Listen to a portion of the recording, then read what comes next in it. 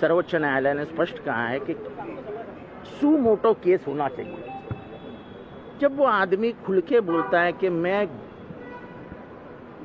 मस्जिद में घुस के मारूंगा, इट्स अ थ्रेट। हेलो दोस्तों, फिर से स्वागत करते हैं हमारी न्यू वीडियो में। तो इस वीडियो का मकसद आने का ये है कि नीतीश राणे की गिरफ्तारी को लेकर चल रहा है बहुत बड़ा खुलासा। तो इस वीडियो को देखते हैं। और सर्वोच्च न्यायालय ने स्पष्ट कहा है कि सुमोटो केस होना चाहिए। जब वो आदमी खुल के बोलता है कि मैं मस्जिद में घुस के मारूंगा, इट्स अ थ्रेट। तुमको भी चुन के मारेंगे। आखिर मैं पूछना चाहता हूं आप लोगों से, खासकर उन हिंदू भाइयों से मैं पूछना चाहता हूं जो लोग इन भड़काऊ बयानबाजी पर, इन नेताओं की भड़काऊ बयानबाजी पर उनकी हौसला अफजाई करते नजर आते हैं, वाह वाह करते नजर आते हैं, नारेबाजी करते नजर आते हैं, उनसे पूछना चाहता हूं ये नेता 5 साल तक कहाँ रहते हैं?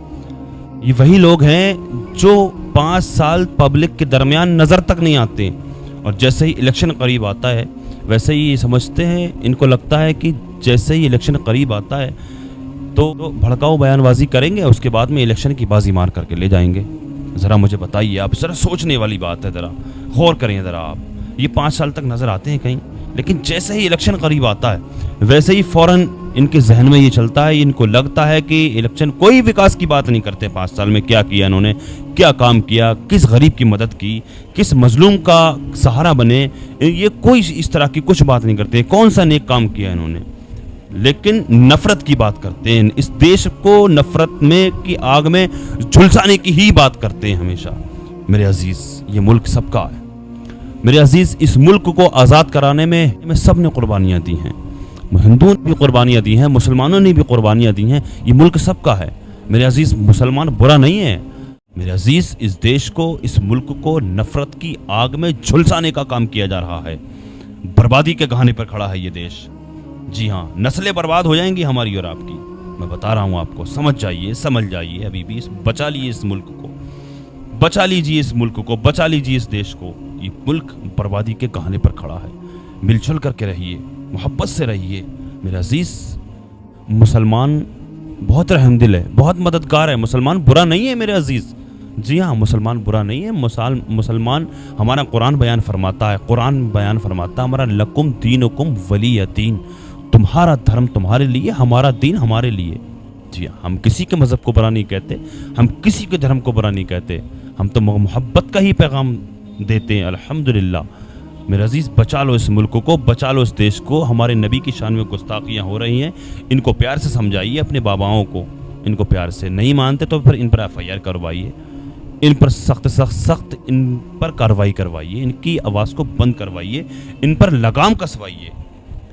हम सब समझते हैं इस तरह की बात, ये क्यों हो रही है, इस तरह की बात क्यों की जा रही है, इस तरह की बात कौन बुलवा रहा है इन नेताओं से, कौन बुलवा रहा है तुमसे? तुम्हारे बस की बात नहीं है, तुम इस तरह की बात कह जाओ। बार असद अकबरुद्दीन ओवैसी साहब की बात को 15 मिनट वाला बयान सामने लेकर के आते हो, सज़ा मिली ना उनको? खुद को सरेंडर किया उन्होंने, लंदन में अपना इलाज करवा रहे थे, 42 दिन तक जेल में रहे, खुद को सरेंडर किया। वहाँ से आने के बाद में 42 दिन तक जेल में रहे, सज़ा मिली ना, जेल काटी थी उन्होंने। उसके बाद 10 साल तक केस चलता रहा उन पर कोर्ट में, 10 साल के बाद बाइज्जत बरी हुए। और ये क्या कह रहा है? ये कह रहा है कि 15 मिनट तो दूर की बात है, 5 मिनट में ख़त्म कर देंगे इनको हम। बताइए ना बेटा, ना खून भी नहीं काट पाओगे मुसलमान का। गलत खुशफहमी है आपकी, है कुछ भी नहीं कर सकते। हमें मालूम है, हम अच्छे तरीके से समझते हैं तुम इस तरह की बात बयानबाजी क्यों करते हो, इस पर तरह की बकवास क्यों करते हो, तुमसे कौन बुलवा रहा है, हम अच्छे से जानते हैं मेरे अजीज़। ये सब वाहियात बातें हैं, ये फालतू की बात है। इस तरह से सिर्फ और सिर्फ देश को, इस मुल्क को नफरत की आग में झुलसाया जा सकता है। कुछ नहीं होने वाला। मोहब्बत से रहो, मिलजुल करके रहो, मिलजुल करके कारोबार करो, मोहब्बत से रहो। हिंदू मुस्लिम जिस तरह से पहले रहा करते थे, तभी हम तरक्की करेंगे, तभी हमारा ये मुल्क तरक्की करेगा। हम खूब अच्छे से समझते हैं, खूब समझते हैं तुम इस तरह की बयानबाजी क्यों कर रहे हो, तुमसे कौन बुलवा रहा है। इस तरह की बात तुम क्यों कर रहे हो? इस देश को नफरत की आग में क्यों झुलसा रहे हो तुम? हम अच्छे तरीके से समझते हैं, हमें खूब मालूम है। सिर्फ और सिर्फ अब ये अवाम को, ये जनता को समझने की ज़रूरत है। उन सीधे साधे उन देशवासियों को समझने की ज़रूरत है इस तरह की बयानबाजी क्यों की जाती है। क्या बिगाड़ा मुसलमानों ने आज तक? जो हिंदू खतरे में, हिंदू खतरे में। मैं अवाम से पूछना चाहता हूँ, मैं जनता से पूछना चाहता हूँ, मैं किसी नेता से नहीं पूछना चाहता।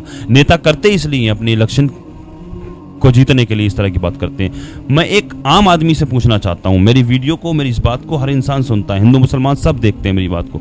मैं आपसे पूछना चाहता हूं, मेरे अजीज कोई तो हिंदू भाई मेरी बात, इस बात को सुनता होगा।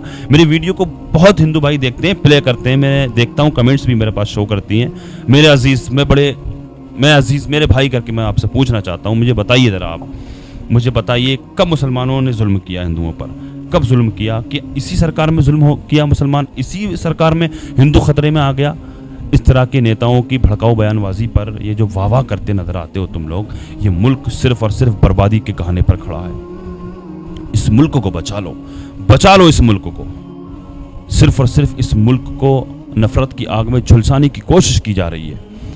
इसलिए हम मुतालबा करते हैं, हम मुतालबा करते हैं और समझदार लोग मुतालबात कर भी रहे हैं।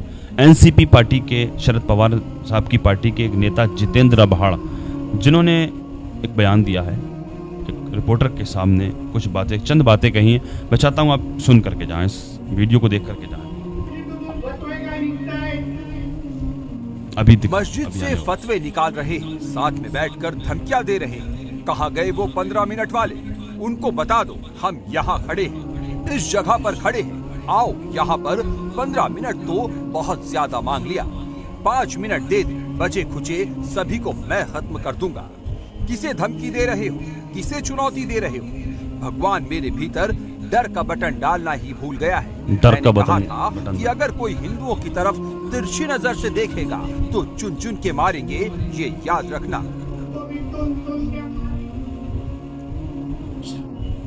इस पर जितेंद्र अभाड़ क्या बोले हैं, देखिए इस वीडियो को। हेट स्पीच में सर्वोच्च न्यायालय ने स्पष्ट कहा है कि सुमोटो केस होना चाहिए। जब वो आदमी खुल के बोलता है कि मैं क्या मस्जिद में घुस के मारूंगा, इट्स अ थ्रेट। पुराने आईपीसी के तहत 506(2) ये लगाना चाहिए। ये थ्रेट परसेप्शन का है।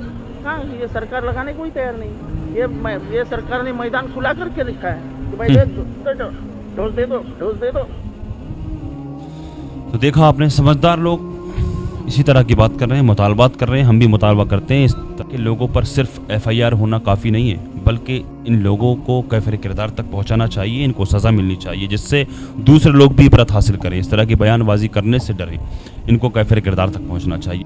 लिहाजा इस तरह के लोगों पर सख्त से सख्त कार्रवाई होनी चाहिए, इनकी लगाम कसनी चाहिए। ये मुल्क को सिर्फ और सिर्फ नफ़रत की आग में झुलसाने की बात करते हैं, नफ़रत की आग में झुलसाने का काम करते हैं।